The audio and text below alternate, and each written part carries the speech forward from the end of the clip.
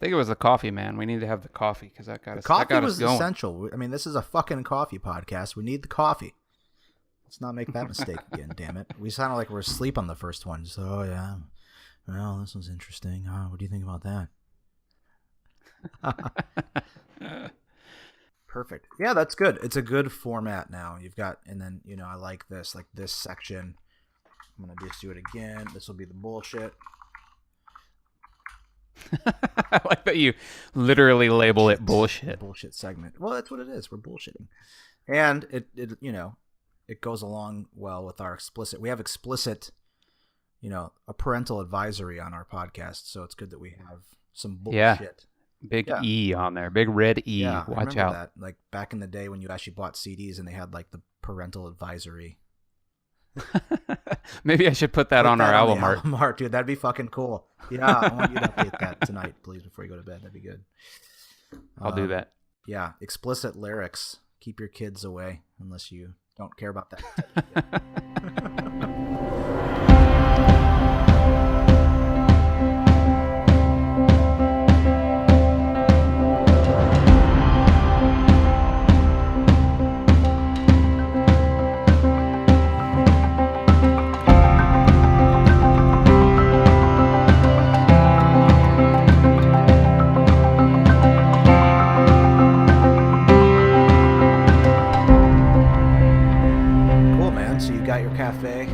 Espresso. Well, now I'm out of cafe, but I'm out of coffee too. Fuck, man, we didn't even make it. We didn't even make it to the actual recording, and I ran out of my fucking coffee. Do you have some more cold brew that you can refill real quick, like? Yeah, we should probably do that real quick. I'll hang. I got my water, but yeah, go fill it up.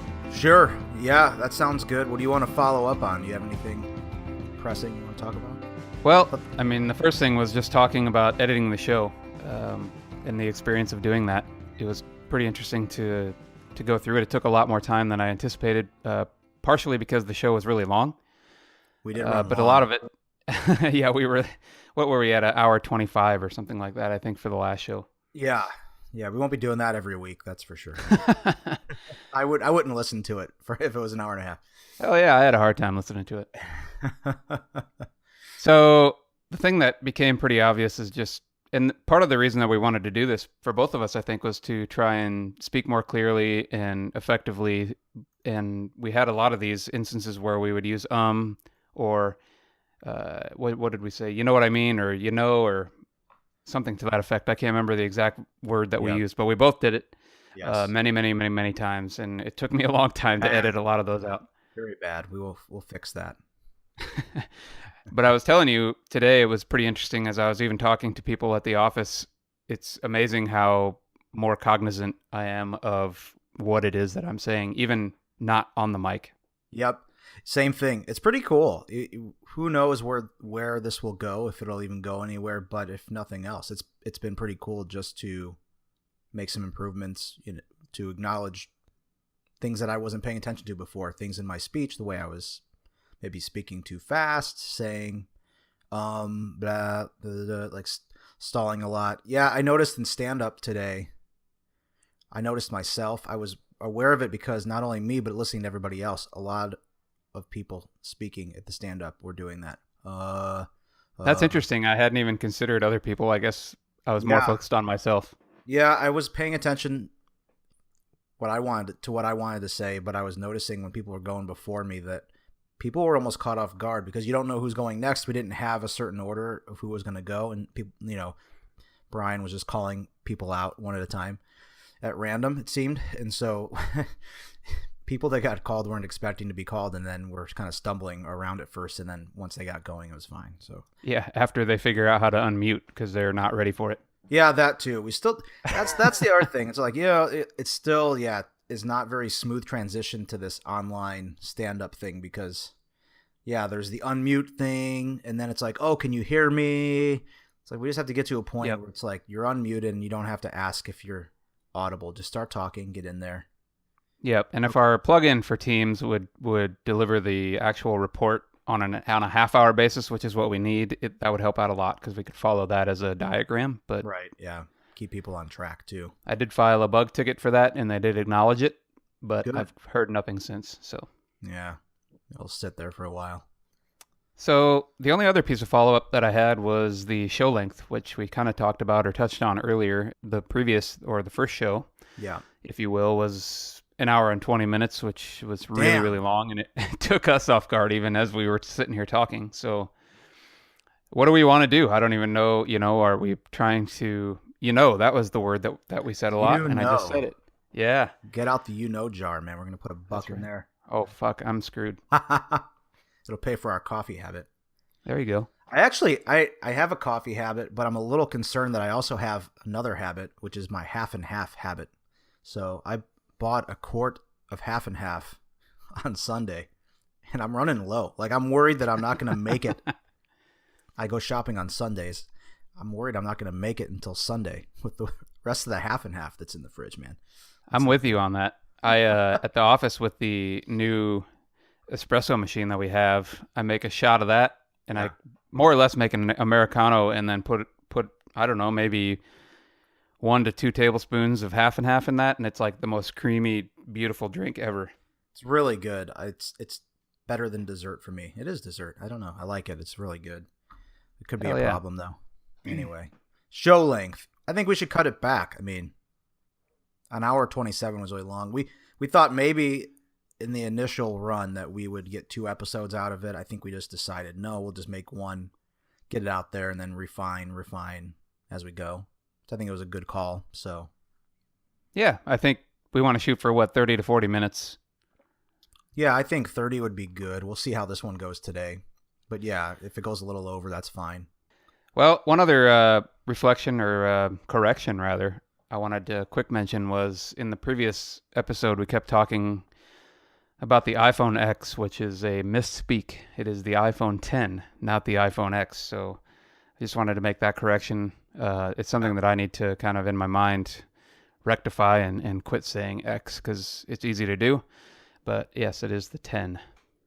What is it about skipping over 9? Like Windows, there was no Windows 9 either. It was, Windows, I don't know.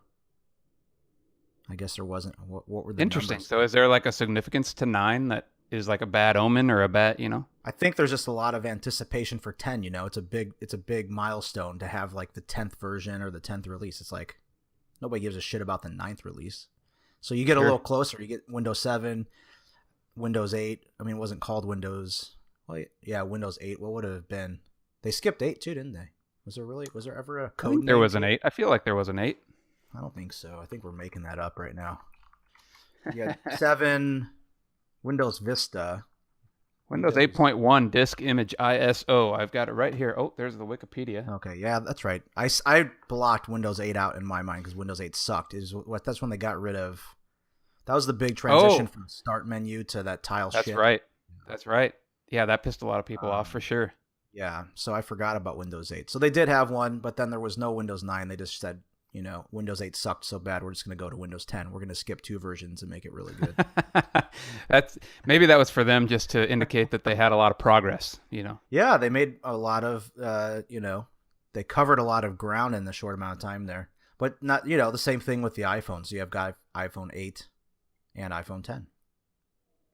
Maybe one day we'll find some iPhone 9s buried out in the desert somewhere that left in a bar someplace. Interesting. Okay, well that's cool. So it's the iPhone 10.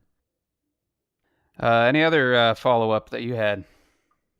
No, I don't have a lot of follow-up. I thought it was a good first effort. I hope that we didn't bore too many people with it. If anybody that is listening, I know I'm going to share the link with some people soon and put it out in social media. But no, I think we're still trying to figure out what it's going to be like. So definitely want feedback. If people have feedback or other people listening have had more extensive podcast experience that could shed some light on this whole process, I think we're just doing it to, we have multiple reasons for doing it, but one reason is just to get more comfortable with doing it. But this is new. So I think we're looking for any kind of tips and tricks or anything like that people can offer.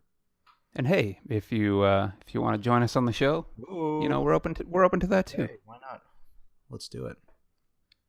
So I want to talk about, and maybe this is something that can stick around if there's enough of them out there, but I want to talk about some cool products because we kind of did that last time. We talked about some gear. our new gear. I got the new microphone. You have some stuff that we kind of touched on, but there's a couple other things that came to mind that I wanted to talk about. And the first one is very apropos to our podcast here. It's a new product. It isn't released yet. It's still beta, kind of in manufacture. I don't even know what stage of manufacturing it's in. I ordered this thing last December, and at last update, I might get it in January. So it's kind of like one of those Kickstarter deals that you just have to wait as they try to figure things out and hope that it goes through. This one has a pretty good, I feel pretty confident this is going to go through. It's a coffee maker, Spin Coffee. Spin, www.spin.com. Wasn't this a kick? Yeah, sorry, you mentioned earlier this was a Kickstarter, yeah? I don't know if they were on Kickstarter or not, but it's a similar type thing. I mean, they were raising funds somewhere. I don't even know how I found it because it was so long ago, but it's just I know on Facebook it was just everywhere. Yeah, that's probably what it was. They were doing a ton of Facebook marketing. I think that's where I found it, was an ad on Facebook. They got me. There was like a few months there this spring, last winter, where there was just tons of cool shit that I ended up buying on off of Facebook ads, and this was one of them. But it's the Spin Coffee Maker. It's really cool. It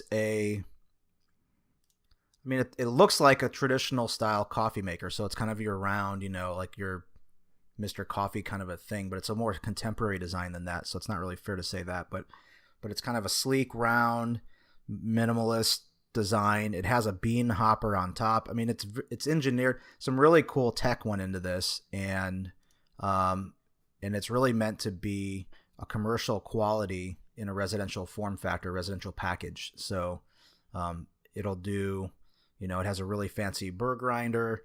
It uses a centrifuge to get the liquid out of the beans, and so to extract the liquid from the beans.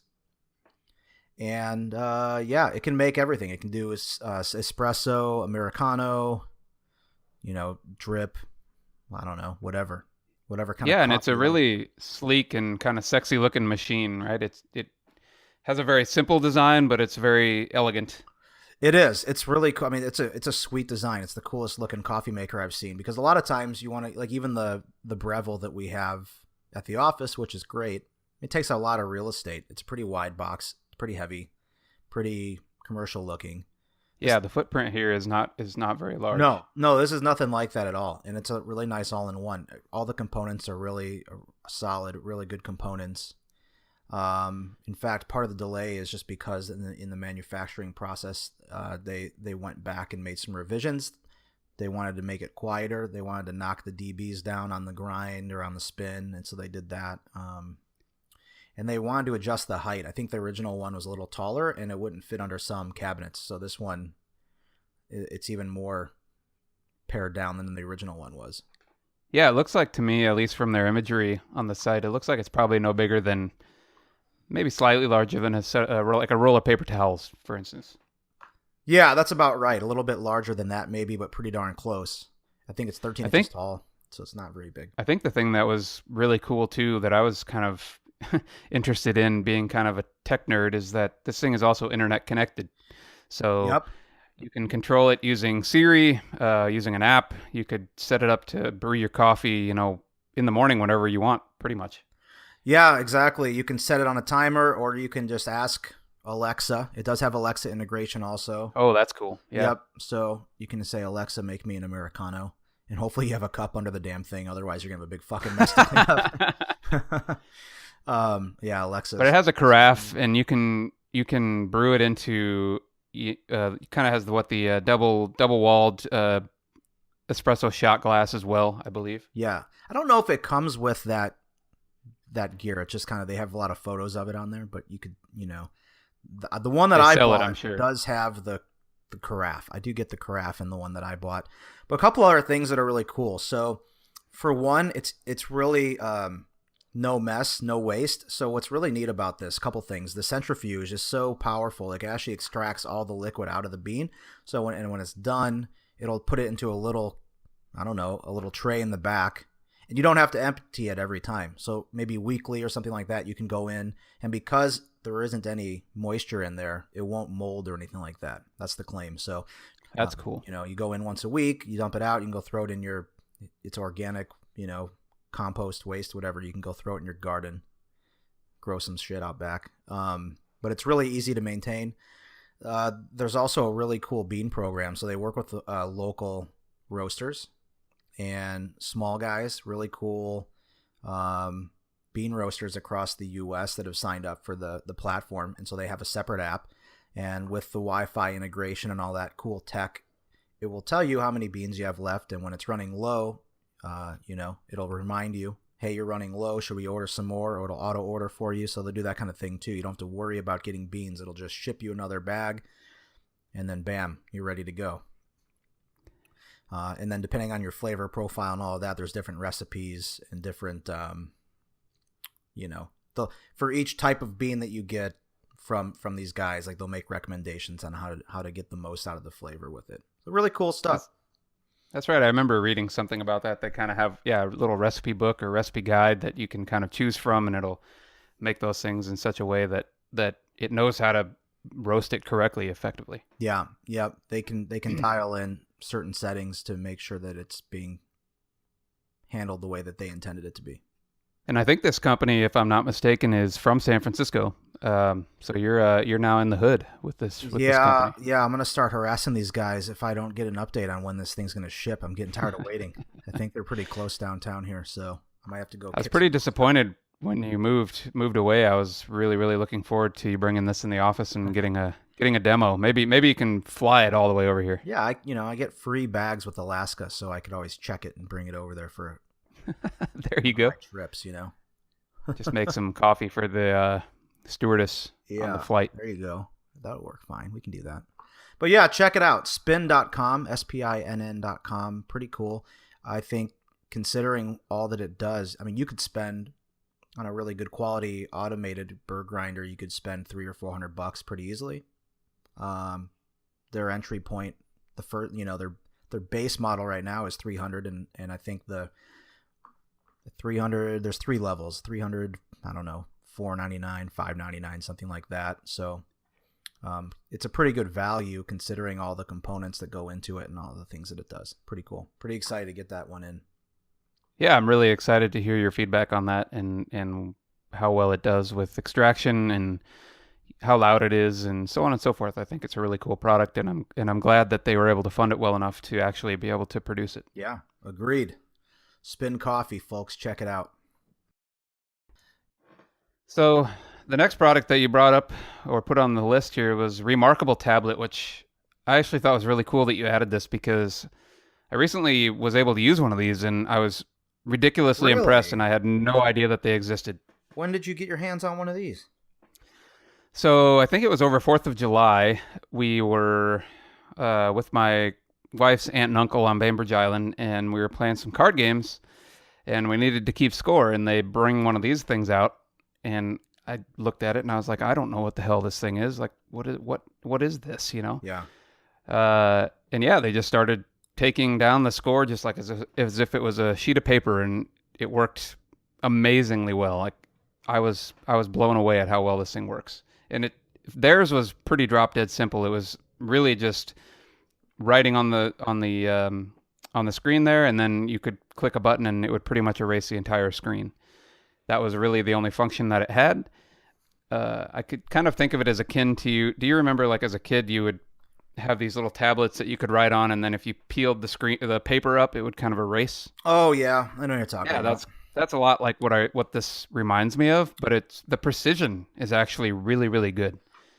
The thing that I got really excited about this product is that it's by paper people for paper people. I mean, they're really at the the first thing they talk about is that this is really meant to be a paper product, a digital paper product, but it's not digital first. It's really like paper first in a digital format. So all those things, like the sensitivity, just the ease of use, the responsiveness of it, that was the intent, was for it to really be for paper people. And so that's pretty cool. Yeah, I'm pretty excited about it. Yeah, I don't know personally what uses I would have beyond, using it as kind of a scratch pad. But to be honest with you, I was very, very impressed with the technology. I didn't really realize, even using iPads or Kindle Fires or any of those type of devices, I've never found one that feels really good when writing. Yeah. However, I have heard that the Surface tablets are pretty good. But this was a beautiful experience. It felt exactly like writing on paper. There was no issue when you rest your, as you're writing. If, for instance, I'm right-handed, so my palm rests usually on the paper ahead of where I'm writing. Right. That had no effect on it whatsoever. It just kept on writing, and it was great. I loved it.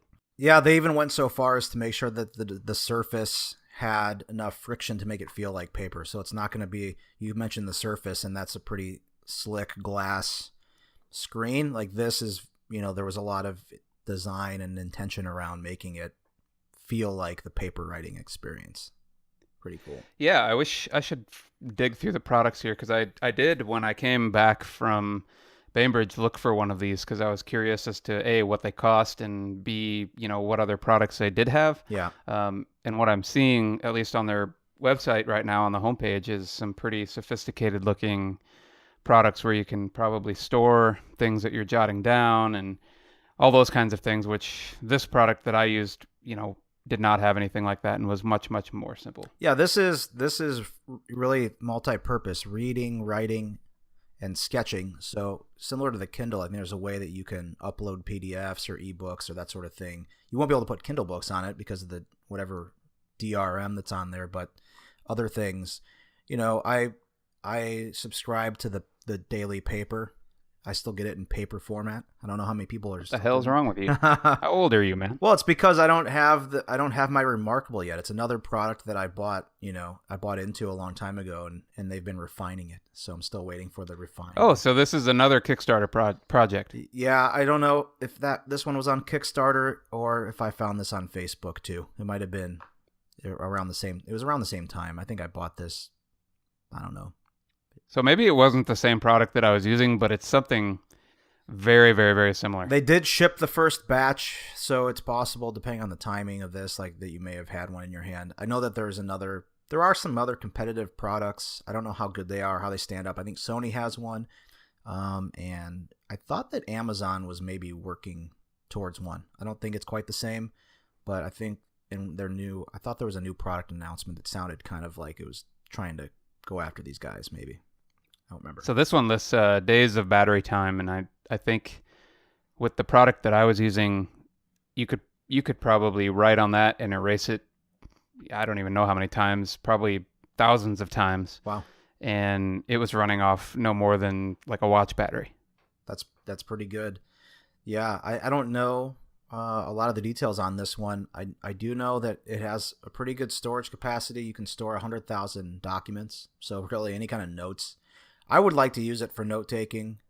Hopefully, if it does feel like paper, then it'll be more natural, because I've never really I've tried using tablets before and they're too clunky and just don't feel right. So I'm hoping that this will be close enough to the real experience of paper that I don't care about having a paper pad in my hand, that I could use this instead and not feel like I'm missing out on anything. And you have one of these on order then? Yeah, so I have one on order. This one should ship. Based on when I bought mine, mine should be shipping sometime in the next few weeks. I think it should be shipping the end of this month, end of October, or sometime in November. So I should have it soon, and I can give a full report on it.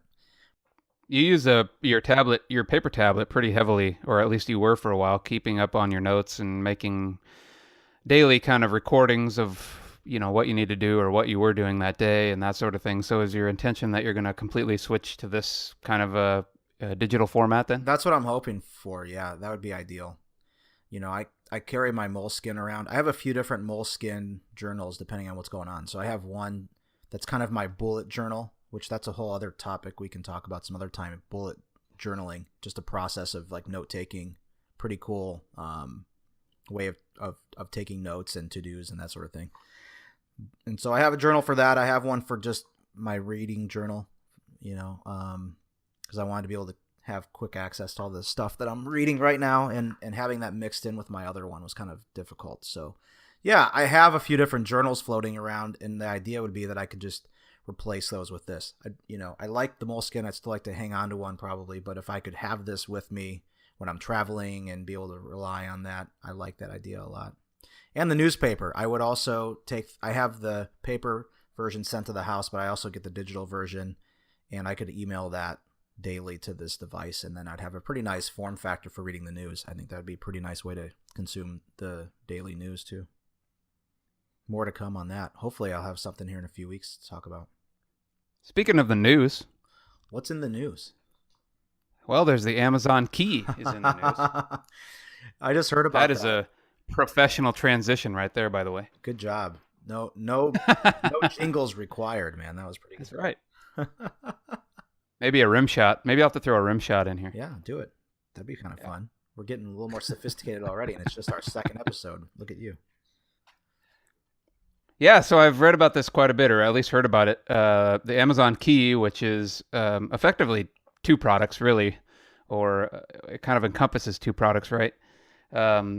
There's the camera functionality, which is an Amazon camera, and then you have to have a compatible locking system, which I think right now there's only two supported. I believe it was there's a Yale one and Quickset. There you go.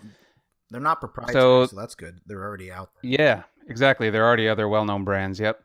So the idea here is that the camera you would put at your front door, and the delivery person from Amazon would come to the door. The camera could pick up the barcode on the package and therefore talk to the lock and open the lock for the delivery person, who can then put the package in the door. Yeah. Pretty convenient if you have that ability. If that lock set works for you, I mean, it's pretty universal. I'm in an apartment and I have a kind of a storm door kind of a thing. I don't know how to describe it. It wouldn't work for me, but it's pretty universal. How do you feel about doing something like that on your place? Are you comfortable enough with that idea? Or I know there's been a lot. I have pretty mixed feelings about this, really. The technology is actually really cool. I'm really impressed with, the innovative ways that Amazon is coming up to deliver things in a more convenient way. This reminds me a little bit of the idea that came out a bit ago, where I think it was Amazon, would deliver things directly into your car's trunk. Oh, really? I didn't know about that. If your car was parked on the road or something like that, maybe it wasn't Amazon, but there was somebody else that came out with an idea that you could just deliver to the car's trunk in some way. And although I totally think the convenience is amazing, the creepiness factor of this is above and beyond for me. And I'm not even generally that kind of a person. I usually don't care about, Amazon Alexa listening to you, or giving your data to other people. Like, none of that stuff really bothers me, generally speaking, but this, I feel like, is a little bit of an intrusion. Yeah, more so than the others that I don't know that I'm comfortable with. Yeah, do you get to turn it on or off? I mean, that's the other thing too, is like, what if it's Saturday delivery and you and the missus are up to some shenanigans in the living room couch there right next to the front door, and the Amazon guy comes in to deliver your package, man. I don't know. That's an interesting scenario. There's there's other things like that. I thought it'd be kind of cool actually to have the technology in like an Amazon locker for your house or something like that. Like if there was a way that they could leave it securely outside that it wouldn't get stolen, like you could get a locker or get some kind of thing with the lock and then you could open it up. I think that'd be more comfortable with that than just opening up the house. I have seen some products similar to that that are kind of Kickstarter-y type projects. Yeah. One was, kind of a pad that basically it was a big round circle that it would say like, put package here. And so the delivery person would drop the package on that and it detected the weight. So as soon as something would remove the package from that block, it would kick off a really loud alarm, basically was the way that it was trying to deter theft. And then I would assume that the person who owns the product would be able to disarm that prior to picking up the package or something to that effect. Okay.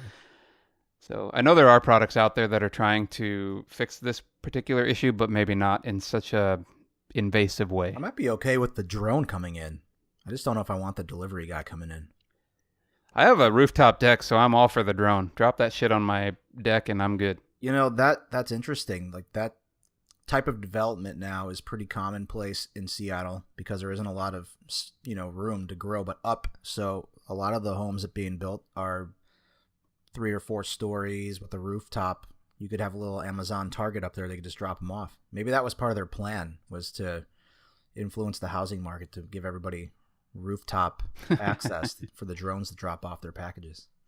So it does say that Amazon is instructing the couriers to ring the bell or knock on the door in addition to scanning the package and letting themselves in. Yeah. It does say that in the article.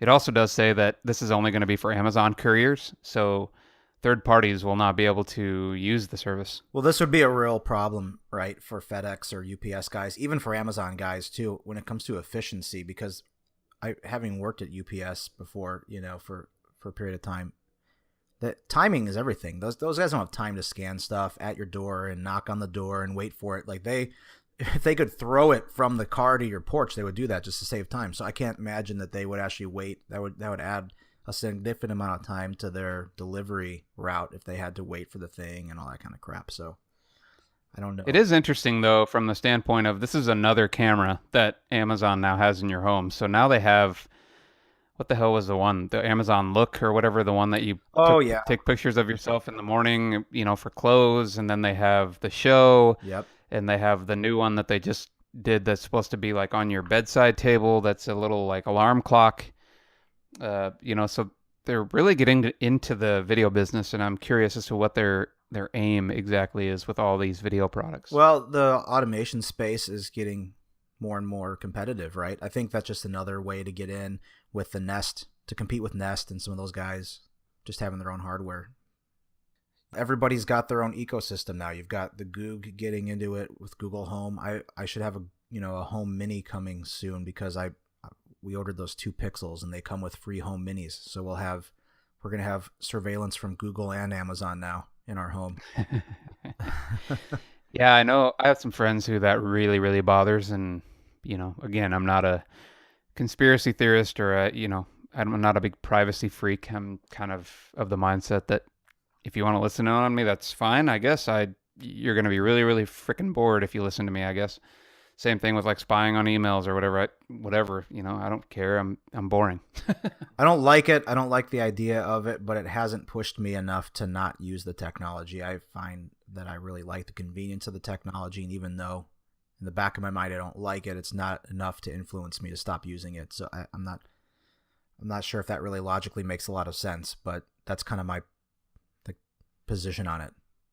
I will say the barrier that I still will not overcome or probably ever overcome is in the bedroom. And that's something Amazon I know is really on the hunt to try and get devices into your bedroom. But that's something that I don't think Christina or I are comfortable with or probably ever will be. What about your phone? Where do you guys put your phones? Phones are definitely on the bedside table. But they're not on a dock or something where the cameras face forward. Whereas, these other devices are, leaning in some sort of way or have kind of a tilted screen that's always kind of looking off in a direction. So they always have a view of something. Whereas the phone, for instance, is either going to be looking straight down at the table or straight up at the ceiling. So I'm not as concerned necessarily about that. Yeah. Well, I don't think a lot of people are concerned enough. I think that the numbers speak for themselves. Like, these products are very popular and they're growing, their numbers are looking very good. And so I don't know. I think that is enough to say that there are people that are concerned about it, but I think there's more people that just embrace it and haven't really thought about it or don't consider it a real threat. Which is scary. I don't know. I don't think that's a good thing, but that's just kind of the reality that we're in, I think. Yeah, I think intrusions generally are just a problem. I don't know that it's specific to a product, but just data intrusion overall is just going to become, it already is probably the number one business. You have companies like my wife's who that's the only function that they do is to detect data intrusion. Mm-hmm. And these are coming and they have to sift through just massive data sets, like terabytes and terabytes of data in damn near real time. and try and detect intrusions. And that's a huge business now. Absolutely. Big data. So in the news, we're talking about cool things in the news. I I noticed a couple things. I wanted to talk about what's going on with Uber right now because, they've had a hell of a year, right? I mean, they've gone through some management things and all kinds of bullshit over in Uber. And so now I think under the new regime, they're trying to win back driver support. I think the drivers have felt like they've gotten the shaft for a while, that it's really, was leaning towards the consumer in a big way, which it has been. But there's a couple things that came out this week that I think are kind of interesting. So one way that they're trying to cater to the driver is that they've announced now that they're going to be introducing fees for long pickups. So if you're in a suburban area, I believe if you're 8 minutes or more away from the Uber driver, then the clock will start ticking. Like after that point, like you might get 8 minutes or something like that for free. And then if you're further away, then you're going to have to pay for that time. I think that makes good sense. I think they need to make sure that there's some sort of a warning or a notification, because I can see this becoming a problem if you are sitting and waiting and the Uber driver is maybe sitting in traffic or stuck in some sort of traffic jam or something to that effect, and you Yeah, need to be warned I about it. don't know if that's the case. I don't know if it's like if he was downtown Seattle trying to get to you. I don't know if they would assess a fee for that. I think it's more like long haul stuff. Like, hey, he's going. Like Denver is a better example, I think. Like my folks live in the suburbs, and so there's not a lot of Ubers down in Littleton, And I think if I wanted one down there, if I could even find one, they're going to spend a significant amount of time getting to me. I think that's when they would assess that, not so much in traffic. Oh, that'll be interesting to see how they do that. But they could probably do it just like, surge pricing. Like you have to consent to it first, otherwise you're not going to get the ride, right? Yeah, it does look like it's more distance based rather than time based, right? Is Yeah. what it's indicating. Yeah. Uh, you know, I don't know that I feel that Uber has been anything more than a driving. They've been leaning more and more to their drivers for years. I feel like when Uber came out, it was the darling. It was the darling of the tech world, and the reasoning for that was the drivers had clean cars. It was really efficient, really effective. Could always get a ride. It was very hassle free. The whole idea of the product was that you had your ride and your tip and everything. It was all cash free. It was all one payment. It was super super easy. And I feel like they've gone away from that in a huge way. I feel like now it's they're akin to taxis to me. I don't feel that they're a quality product anymore personally. Well, I remember the good old days of Uber. We have some stories to tell about that. We don't have time to tell them all tonight, but I mean, as you know, I was a big fan of Uber when it came out in Seattle in 2012. The Uber Black service was the only service at the time, and I took that bad boy a couple days a week to the office right down the hill. I think I lived in First Hill, and I took that down to the waterfront, 2 or 3 times a week. It was pretty cool. But you're right, and I think it's just because of critical mass. When they get to that point where everybody's using it, they can't maintain the quality. You had guys in the black car service that were actually making a decent wage. I think it was still a big price cut from what it used to be, but these were professional guys that, I mean, my guy, well, any of the guys that I had that would pick me up, not only did they know where to go, they didn't need a GPS because they had been driving for 25 years downtown, but they knew which streets to take to make sure that they pulled up on the right side of the street. Like my building would be on the north side, and so they would take the right streets to make sure that they could pull over on that side of the road and let me out, without having to cross traffic. Anymore, you get like in an X, you're getting a lot of people that don't know how to drive or haven't. That's not their primary. What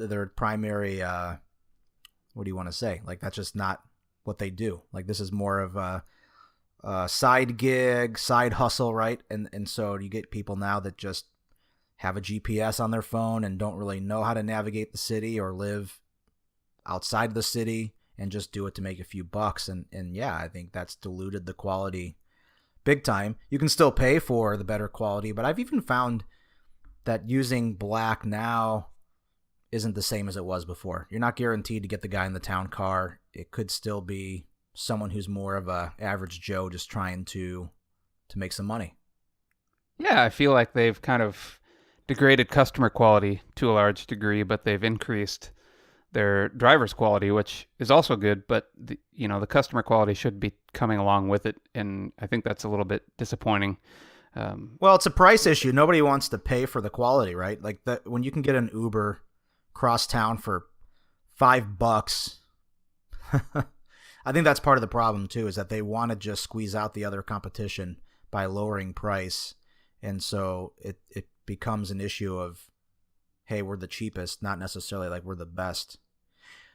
But I haven't had quite the experience I had with cabs. I haven't had people like regularly just not show up or cancel on me. I mean, that was something that with taxis I always had.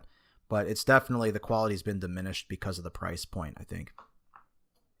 I do have that from time to time. I have drivers that will be on their way to me, and they'll be maybe a block away or something like that, and then suddenly cancel. And I'm just like, what the fuck just happened? Like, why did you do that? And then there's no penalty for them. But if I cancel, there's a $5 no-show penalty or something for me. You're right. That you used to have a grace period where you could cancel, and I think now you get a fee almost right away. I don't think you can. Really so I just feel like they're stacking things against the customer, which is unfortunate because they were such a tech darling for the longest time, and they've lost that at some point, and it's unfortunate. Well, not all is lost, Kyle. There was another feature in the news that came out today. I saw that they're now offering multi-stop trips, up to three stops.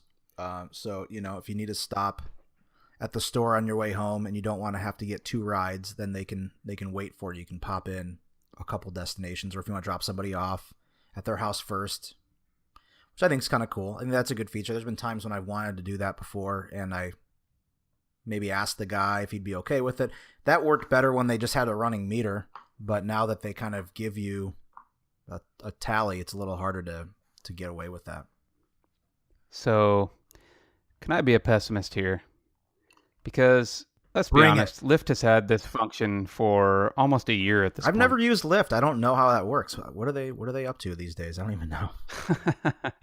I mean, they do the same things as Uber. They just do them generally better, I guess, in my experience. What happened to the purple mustache or the pink mustache, man?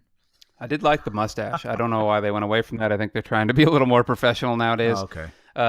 But Lyft does have a lot of functionality that's pretty innovative and pretty cool that they do that Uber just hasn't seemed to be able to compete with. And they're simple things to some degree. Like one of them would be that Lyft, if you are a female and you are requesting a ride, Lyft will try as hard as it can to pair you with a female driver. Oh, that's very cool. For safety. Yeah.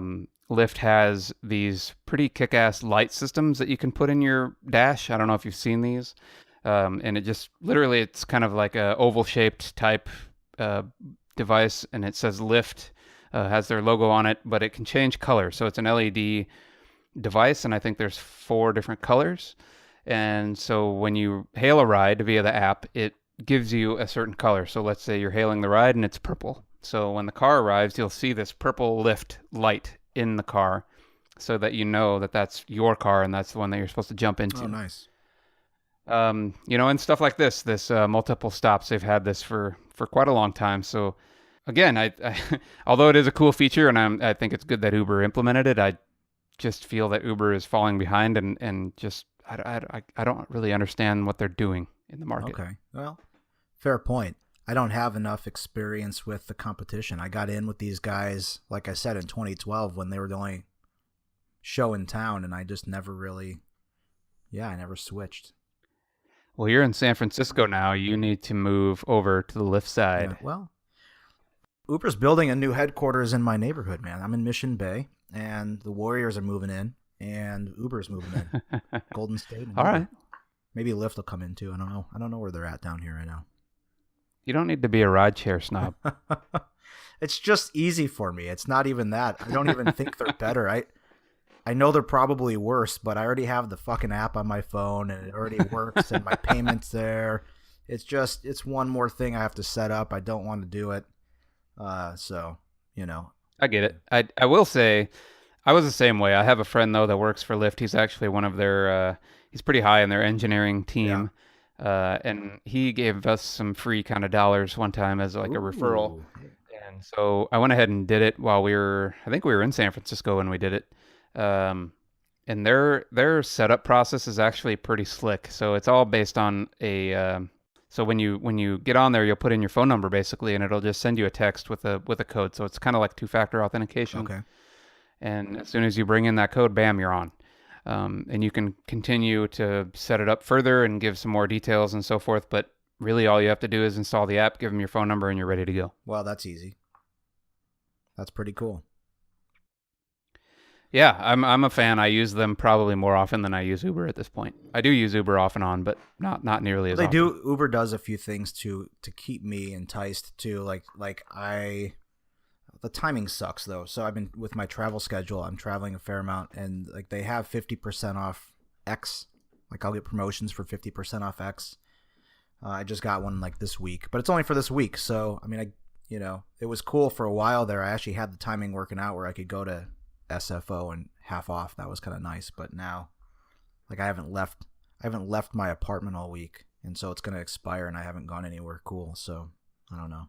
Well, and you were using some flat rate type thing too, right? I don't think Lyft has ever implemented anything quite like they were that. experimenting with that. I did that for a few months in Seattle. I haven't seen it lately. They had flat fares where you could just pay a buy-in fee essentially to say, okay, if I wanted 10 $5 rides, I would pay them $5 for the month for the buy-in, and then my next 10 rides would be $5 within a certain area, right? And then if I wanted 20 rides, I'd give them $10, whatever. They had a few different tiers you could get into.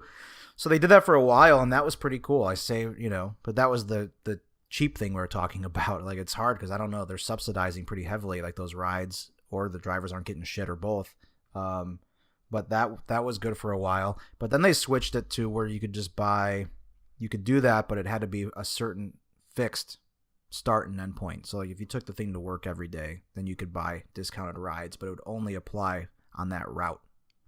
And I don't really use it that way, so it didn't really help me at all. Yeah, so there you go. That's what's in the news. Uber, multi-way trips, fees for long pickups, Amazon Key, cool stuff. Uber sucks. Hey, they can send. You guys want to send me some 50% off rides? I'll take his too. Hey, if you want to sponsor the show, I mean, I'll pimp the shit out of you. Oh, there you go. Oh shit, man, that didn't take much. That wasn't much of an arm twist at all, there, was it? Let's not keep you from learning React any longer. I gotta react to the times, man. That's what's going on. That's what the kids are doing these days. Ho! There's another rim shot. Right. That's what I'm saying. We gotta encapsulate these moments right here. You can contact us on Twitter. The show's Twitter is @CoffeeCodecast. You can reach me at my Twitter @PragmaMike, PragmaMike. And you can reach Kyle at Kyle P. Johnson, JOHNSON. If you have a question, ask us at #Ask3C. That's the number 3, Ask3C. Code CoffeeCast. Our website is http://coffeecodecast.libsyn.com, LIBSYN.com. Yeah, we have to fix that. We'll have to get a domain in there. That's our website right now. And you can subscribe on SoundCloud, Stitcher, Google Play Music, and iTunes. Rate us, leave us a comment, send us your feedback. Seriously, we're just happy to have somebody listening over there. So if you have anything to say, let us know. Thanks for listening.